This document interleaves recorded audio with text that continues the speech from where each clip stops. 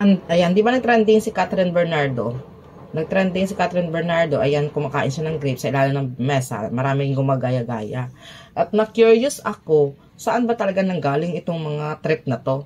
At anong meron? O, di ba? Panoorin natin to. Matalino itong taong to napanood ko, si Raymore Cuevas. Panoorin natin siya, guys. Kumain daw ng grapes sa ilalim ng lamesa mamayang bagong taon para matupad daw ang wish mo sa susunod na taon.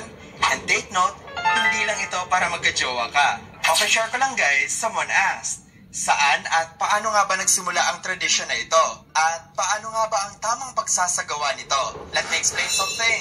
Ang tradisyon ng pagkain ng 12 grapes pagsapit ng New Year ay pinaniniwala ang nagsimula noong late 1800s sa Spain. Tinatawag itong Las 12 Uvas de la Suerte, or in English, the 12 Grapes of Luck. Isinagawa ito ng mga farmers at winemakers sa Alicante, Spain as a way to welcome prosperity in the New Year's Eve. Pero sinimulan talaga ito dahil marami ang harvest ng grapes sa panahon na yon. And as a way to sell it, they started this tradition. Sa kasalukuyan, maraming mga versions ang sinusunod dito, depende kung saang bansa ka naroon. Pero the original was actually this. Maganda ng 12 grapes, kahit anong klaseng grapes pwede. Pero traditionally, it was believed na ang ginagamit nila ay Aledo grapes. Bawat grape ay sumisimbolo sa bawat buwan ng taon.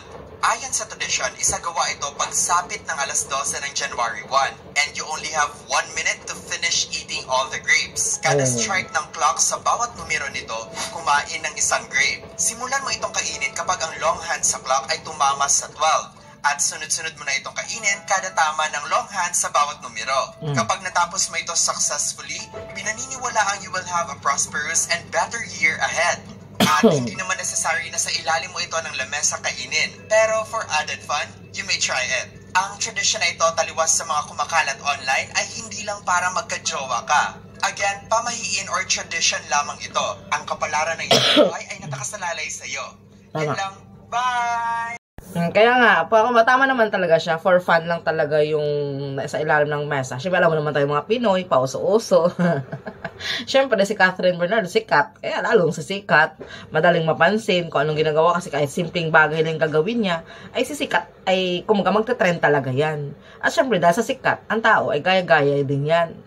Something like that. Pero mga ganyang mga bagay, is just for, sabi nga niya, is just for a tradition or gabay lamang. Wag mo natin naman, nasa atin pa rin talagang pagsisikap at pagpursige sa buhay ang ating kapalaran. Yun lang yan. Kasi tayo pa rin gagawa ng kapalaran natin. Yun lang. Bye!